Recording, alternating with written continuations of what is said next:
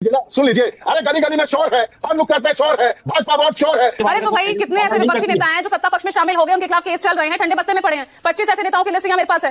सबसे बड़ा उदाहरण आपके मुखिया अजित पवार, वो तो 70,000 करोड़ के घोटाले के आरोपी थे। चक्की पीसिंग हो रही थी, 3 दिन बाद यहाँ पर एनडीए ज्वाइन कर लिए, उन्हीं के गठबंधन में शामिल हो लिए।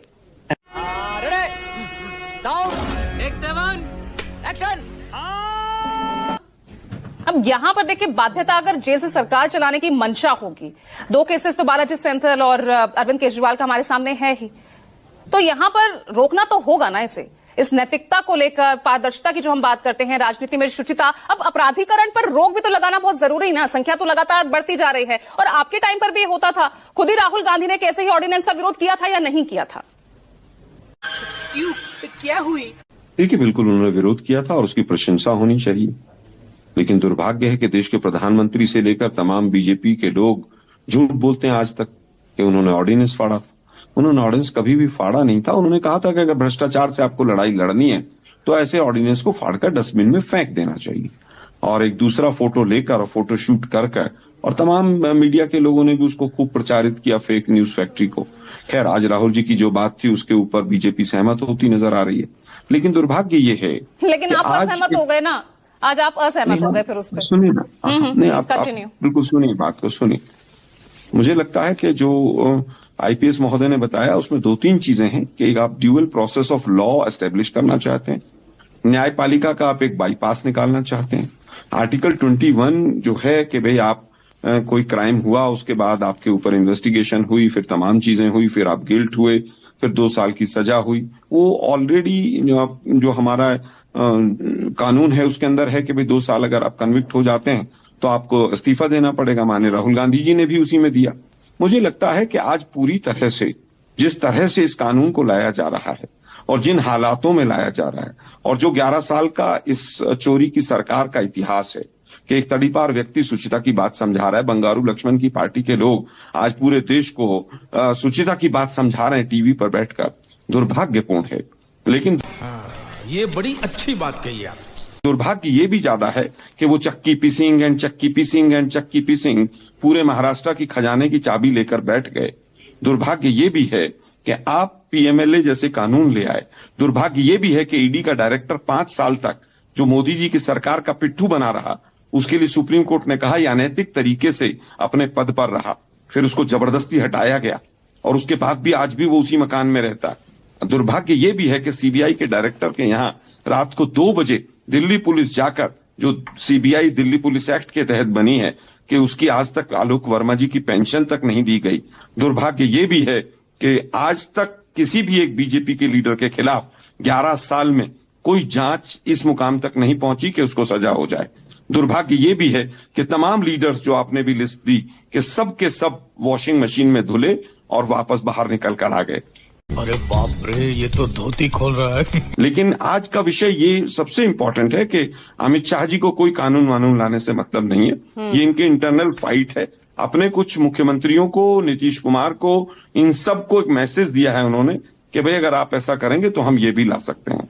धनखड़ साहब का पता नहीं है, हाउस अरेस्ट करके डाल रखा है और ये लोग सुचिता की बात करते हैं। तो फिर आप लोग इतना क्यों चिंतित दिख रहे हैं कि भाई विपक्ष पर दबाव बनाने के लिए, विपक्ष की सरकारों को अस्थिर करने के लिए, तो आपकी ये चिंता फिर क्यों? अगर भाई ये इंटरनल उनकी फाइट है तो आपको क्या दिक्कत है? आपको तो अच्छा है। अगर ये कानून आता है, अगर ये कानून आता है, हाँ, तो ये दोष पूरी तरह से फेडरल स्ट्रक्चर पर कुठाराघात होगा। और बड़े बड़े नेता बड़ा कुतर्क देते हुए चले जा रहे हैं। शिवम जी भी बड़े नेता हैं, भारी नेता हैं। ये कह रहे हैं साहब एक वो जो कर्मचारी होता है उसका ऐसा हो जाता है 48 घंटे में। अरे भाई, परसों ही सुप्रीम कोर्ट का निर्णय आया है कि एक कर्मचारी की 9 साल की तनख्वाह भी मिली है, उसको 2 प्रमोशन भी मिली। लेकिन एक मुख्यमंत्री अगर हट गया तो क्या दोबारा मुख्यमंत्री बना देंगे आप उसको उसके बाकी टाइम के लिए? क्या इस कानून में प्रावधान है? आज गृह मंत्री अमित शाह से सवाल पूछा गया। अरे मैडम, अगर 5 साल राजनीतिक करियर खत्म, तो उन्होंने कहा भाई 30 दिन के अंदर कोर्ट इंटरवेन करेगा। सुनिए जरा, अमित शाह जी की बात को इतना पत्थर की लकीर मत मानिए आप एंकर लोग। अच्छा, अगर 5 साल पूरे हो गए तो कौन मुख्यमंत्री बना देगा उनको दोबारा? थोड़ा सा बुद्धि पर आप भी जोर दीजिए। अमित शाह जी, तमाम लोग झूठ बोलते हैं। मोदी जी लाल किले की प्राचीर से झूठ बोलते हैं, आप उनको कोट कर रहे हैं। गजब बेइज्जती है। आप मुझे बताइए, अगर हम 5 कुछ साल सवाल करें तो आप वो चुपचाप सुन लेते हैं। यहाँ नहीं, आलोक शर्मा ना, ये थोड़ा तरीका मुझे समझ नहीं आता। नहीं, ये तरीका नहीं समझ में आता। आप अपना प्रोमो देखिएगा, फिर उसके बाद तरीका सिखाइएगा मुझे। मैं बहुत ही मर्यादा में रहकर आपसे बात कर रही हूँ। आप ऐसे पर्सनली अटैक करेंगे ना, नहीं, ये अलाउ नहीं। आलोक शर्मा जी, ये नहीं। मैं बहुत अच्छे से आपसे हर सवाल कर रही हूँ, और वही तीखे सवाल मैं शिवम त्यागी से भी कर रही हूँ ना। नहीं, आपको इतना ऑफेंड होने की जरूरत नहीं है इस पर। अरे भाई, मैं आहत नहीं हूँ, लोकतंत्र आहत है, फेडरल स्ट्रक्चर पर कुठाराघात है। आपने कहा मोदी जी के बड़े बड़े मजबूत कदम उठाए गए, धारा 370 लगाने जैसे। आप सोचिए आपने प्रोमो में क्या क्या बोला है, फिर उसके बाद कहिएगा मैं क्यों बोल रहा हूँ ऐसा। तो आपने विरोध नहीं किया। अरे भाई, लगाने जैसी बात बड़े कदम उठाए, आपने विरोध किया या नहीं किया? मैंने तो दोनों पक्षों की बात रखी। आर्टिकल 370 हट गया क्या भाई? तो मैंने तो दोनों पक्षों की बात रखी ना। अब आपको यहाँ पर एंकर से दिक्कत हो जाती है। मैं फिर कहूंगा, बहुत गंभीर मुद्दा है ये एग्जैक्टली बहुत गंभीर मुद्दा है। बहुत गंभीर मुद्दा इसलिए भी है ना, जिस तरह से यूपी आपकी सरकार में सुप्रीम कोर्ट के आदेश के खिलाफ कैसे उस अध्यादेश को बदलने के लिए, नेता को बचाने के लिए वो ऑर्डिनेंस लाया गया, जिसका विरोध आपके राहुल गांधी कर रहे थे। उसी तरह ये भी बहुत गंभीर मुद्दा है। किसी एक नेता के लिए नहीं था वो, उसमें तमाम सब लोग उसके अंदर पूरी तरह से बचते, लेकिन हमारे ही लीडर्स उसमें फंसे। हम भ्रष्टाचार से लड़ना चाहते थे, लेकिन देश के प्रधानमंत्री जो इलेक्टोरल बॉन्ड की सरकार चलाते हैं। सुप्रीम कोर्ट ने कहा था ना, आपके टर्म में कहा था, सीबीआई पिंजरे का तोता। मत भूलो कि भक्ति और पागलपन में अधिक अंतर नहीं होता। सांसारिक दृष्टि से देखो तो भक्त पागल ही जैसा दिखाई देता है। और क्रूक किसके टाइम में कहा था, जरा ये भी बताइए। तो जयंत जिज्ञासु, ये तो हर सरकार का, ये तो हर सरकार का नेचर हो गया ना। ये तो हर सरकार का नेचर हो गया कि भाई आप विपक्ष में हैं तो आप सवाल उठाएंगे ही। जयंत रुकिए एक मिनट, क्रूक किसके टाइम में कहा था एंकर महोदय? आप ही बता दीजिए ना। अरे आप ही बता दीजिए। नाम लीजिए अगर आपके अंदर हिम्मत है तो। मेरी हिम्मत पे मत जाइए, मेरी हिम्मत पे मत जाइए। नहीं, मैं वही कहती हूँ ना कि आप तो एंकर को टारगेट करने लगते हैं। मैं इतना स्क्रीन प्रेजेंस आपको नहीं दे सकती ना, पूरी डिबेट में आप पर नहीं कर सकती। जयंत जिज्ञासु नहीं बोल पाएंगी मोदी जी। आप कुछ भी बोलो, ये नहीं सुनने वाला। नहीं, देखिए, हमारा तो स्पष्ट मानना है और पूरे देश में इस बात को लेकर कहीं कोई संदेह और संशय की स्थिति नहीं है कि नैतिकता, शुचिता, पारदर्शिता, गरिमा, मर्यादा, ये सब ऐसे शब्द हैं जो भाजपा के शब्दकोश में नहीं पाए जाते। ये सब ऐसे मूल्य हैं जो आरएसएस की वैचारिकी में नहीं पाए जाते। तो इसलिए अभी जो कुछ भी ये बिल ला रहे हैं, ये हमारे देश की लोकतांत्रिक व्यवस्था जो है, जो संसदीय लोकतंत्र है, उसके पूरे ढांचे को कमजोर करेगा। और जब एक पार्टी की सरकार बने और वो ये कहे कि हम विपक्ष मुक्त देश बनाना चाहते हैं, तो उससे उसकी मंशा साफ जाहिर होती है। तुम्हें शर्म है? कुछ शर्म आया है? और यह कानून अगर बनता है, यह बिल, तो अपने आप में इतना खतरनाक है कि इस देश में कोई भी गैर भाजपाई सरकार स्थिर नहीं रह पाएगी, वो काल कबलित हो जाएगी। वो कहते हैं ना, to my friends everything, to my enemies the law. तो इसलिए इस तरह से अगर सेलेक्टिव ढंग से कानून अपना काम नहीं करके कानून को गर्दनियां देके उससे मनचाहा काम निकलवाया जाएगा, और इस देश में कौन सी संस्था है जो स्वायत्त रह गई है, ये मैं जानना चाहता हूं। हमारे सामने उदाहरण है हेमंत सोरेन का, जेल गए और एक चुनी हुई लोकप्रिय सरकार, उसके मुखिया को जिस तरह से फंसाया गया, और जब विधायकों ने वहां पर अपना नेता चुना और चंपई सोरेन वहां के मुख्यमंत्री हुए, हमारी राजद, कांग्रेस और जेएमएम की सरकार वहां चल रही थी, चंपई सोरेन का क्या कर दिया गया? भाजपा में मिला लिया गया। तो ये डिजाइन है इस दल का, और अब तक कितनी सरकारें यहां काल कबलित हुई हैं। महाराष्ट्र का उदाहरण, कर्नाटका का उदाहरण, गोवा का उदाहरण, जाने कितने उदाहरण। जनता दल यूनाइटेड के लोग इनको समर्थन दे रहे थे नॉर्थ ईस्ट अरुणाचल में, उसके साथ में 6 विधायकों को तोड़ के मिला लिया।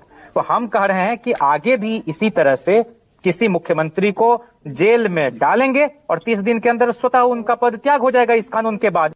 बेशर्मो, शर्म करो शर्म। और उसके बाद उसके विधायकों की खरीद फरोख्त गाय भैंस की तरह होगी, और इस देश में जनतंत्र का जनाजा निकलेगा। जनता ठगा हुआ महसूस करेगी, जनता के पास कोई स्वायत्तता नहीं रहेगी।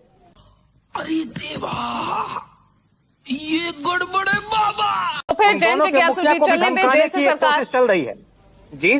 क्या फिर चलने दे जेल से सरकार? कौन कहता है कि जेल से सरकार लोकतंत्र की नैतिकता है? नहीं, हम कह रहे हैं कि नहीं, हम इस बात को लेकर बहुत स्पष्ट हैं। हाँ। जेल से सरकार क्यों चले, और चार्ज शीटेड होने के बाद तो लोग ऐसे भी इस्तीफा देते हैं। लालू जी भी उसके उदाहरण है, उनको भी जिस तरह से फंसाया, 13 दिन की सरकार बनी अटल बिहारी वाजपेयी की, और जो कारनामा उन्होंने किया, की गई थी ना, उनके लिए तो कोशिश की गई, वो तो चलिए ऑर्डिनेंस वापस ले लिया गया। नहीं, वो कोई भी कानून क्या नहीं, हम कह रहे हैं कोई कोशिश लालू जी को लेकर नहीं। हम तो ये कह रहे हैं कि जब तक कोई व्यक्ति अंतिम रूप से दोषी नहीं सिद्ध हो जाता, उसको अपराधी कहना मानव मर्यादा के प्रतिकूल है, और ऐसा कहना और करना अपने आप को कलंकित करना है। बात तो सही है।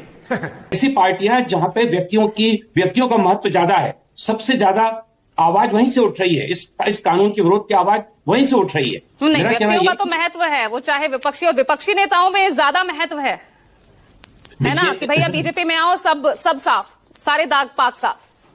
ये एक्चुअली एक परसेप्शन बनाया गया है, हकीकत ऐसी नहीं है। जिन लोगों पे प्रकरण चल रहे थे, आज भी प्रकरण जारी है, आज भी उन पे जांच हो रही है। दूसरी बात यह, जनता को आप मूर्ख समझना बंद कर दीजिए। बात ये कि खाली आप विपक्ष के लोगों को इसमें फंसाएंगे। मेरा कहना बहुत स्पष्ट है, इसको भी शुभम भाई ने भी कहा कि अगर किसी भारतीय जनता पार्टी के भी जो तो आप बता दीजिए कुछ सत्ता पक्ष के लोगों के नाम। शिवम त्यागी तो नहीं बता पाए, आप बता दीजिए कुछ ऐसे नेता अगर आपके पास नाम। बहुत अच्छा प्रश्न किया, बहुत अच्छा प्रश्न किया। नहीं, मुझे मजाक नहीं उड़वाना अपनी चीज का, मैं नहीं बताऊंगा। वो क्या है ना, अब तो एक नई वॉशिंग मशीन, भाई ये आरोप विपक्ष लगा रहा है ना कि अब तो वॉशिंग मशीन चल पड़ी है। अब तो वो मामला भी गया कि भैया यहाँ पर पार्टी बदल लो, चले जाओ सत्ता पक्ष में और आप पाक साफ हो जाते हैं। और भाई आपकी पार्टी तो सबसे बड़ा उदाहरण है, सबसे बड़ा उदाहरण आपके मुखिया अजित पवार, वो तो 70,000 करोड़ के घोटाले के आरोपी थे। चक्की पीसिंग हो रही थी, 3 दिन बाद यहाँ पर एनडीए ज्वाइन कर लिए, उन्हीं के गठबंधन में शामिल हो लिए। Once more! इसी से समझ में आता है कि उन पे लगाया गया आरोप सिर्फ एक राजनीतिक आरोप था, उसमें हकीकत कुछ नहीं थी। लेकिन मैं वॉशिंग मशीन से अलग हट के बात कह रहा हूं। अगर तो भाजपा नेता झूठ बोल रहे थे, मतलब निश्चित रूप से ये तो रिकॉर्ड पे है ना। मैं जो मुझे क्रेडिट नहीं चाहिए। कोर्ट किसी भी व्यक्ति को, कोई भी जांच एजेंसी शिकायत करने से किसी को नहीं रोकती है। अगर किसी के पास सबूत है, आप शिकायत करिए, शिकायत करने के बाद। अरे तो भाई कितने ऐसे विपक्षी नेता हैं जो सत्ता पक्ष में शामिल हो गए, उनके खिलाफ केस चल रहे हैं, ठंडे बस्ते में पड़े हैं। 25 ऐसे नेताओं की लिस्ट यहाँ मेरे पास है। पर ऋतुराज झा, तो ये जेल से सरकार अब तो नहीं चलेगी। भाई आपने तो कैसा, मतलब क्या आपने नैरेटिव सेट किया है यहाँ पर, क्या ऐसा उदाहरण रखा है कि भाई संविधान में संशोधन तक करना पड़ गया आपकी वजह से? देख रहे हैं आप? देखिए, अरविंद केजरीवाल जी की राजनीति को रोकने के लिए ये लोग पार्लियामेंट में कितना बिल लाएंगे। हमने देखा कि जो है सो क्या बोलते हैं, एनसीटी, क्या बोलते हैं, जो अबे जल्दी बोल, कल सुबह पनवेल निकलना है। अमेंडमेंट एक्ट लेकर के आए। उसके बाद आप देखिए कि क्या बोलते हैं, पार्लियामेंट में नया बिल आ रहा है। मैं केवल 2 छोटी बात कहना चाहता हूं और देश की दर्शकों के लिए कहना चाहता हूं कि जितने विपक्षी नेताओं पे इन्होंने आज तक पीएमएलए एक्ट लगाया है, मुझे एक नेता का नाम बता दीजिए जिसका बेल 1 महीना के अंदर हुआ हो।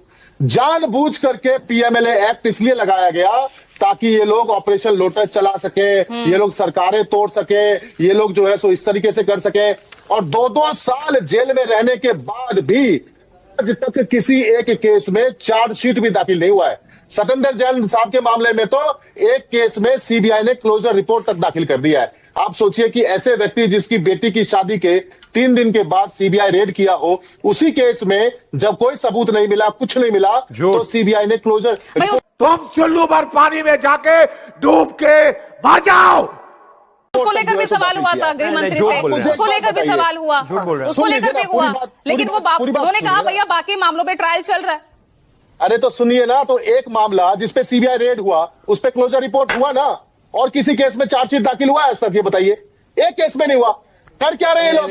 11 साल से सत्ता में है, 11 साल से सत्ता में है। बिल्कुल एक नेता बता दो भाजपा का जिस पर आज तक एक भी पीएमएलए लगा हो, एक भी आदमी जेल गया हो, इनके सहयोगी दल उस पर लगा हो। जितने भी वॉशिंग मशीन में आए थे, इंक्लूडिंग अजीत पवार, इन सब के ऊपर में बताओ इन मामलों में कोई प्रोग्रेस हुआ हो? ये लोग जो तड़ीपार हो वो हमको जो है सो नैतिकता का पाठ पढ़ाते हैं। इनका राष्ट्रीय अध्यक्ष बंगारू लक्ष्मण कैमरे पर पैसा लेते हुए पकड़ा गया था, ये हमको भ्रष्टाचार का पाठ पढ़ाते हैं। ये लोग चंडीगढ़ में वोट चोरी करते हुए पकड़े गए, सुप्रीम कोर्ट में साबित हुआ, और उसी आदमी को चंडीगढ़ के जो है सो नगर निगम के अंदर में एल्डरमैन बनाने का काम किया। ये हमको नैतिकता का पाठ सिखाते हैं।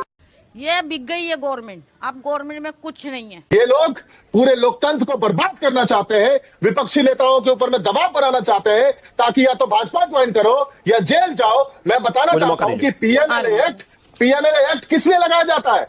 पीएमएलए एक्ट ड्रग तस्करों पे लगाया जाता है, मनी लॉन्डर्स पे लगाया जाता है, टेररिस्ट ऑर्गेनाइजेशंस को फंडिंग करने वाले लोगों पे लगाया जाता है। देश संकट में है, लेकिन सत्ता में तो वापसी नहीं की ना, सत्ता में वापसी आप नहीं कर पाए। सुन लीजिए ना, सुन लीजिए। अरे गली गली में शोर है, हर नुक्कड़ पे शोर है, भाजपा वोट चोर है। 27 साल के बाद वोट चोरी करके 2% वोट एक्स्ट्रा ले लिया और सत्ता कब्जा लिया, तो बहुत बड़ा तीर मार लिया आप लोगों ने। वाह मोदी जी, वाह वाह।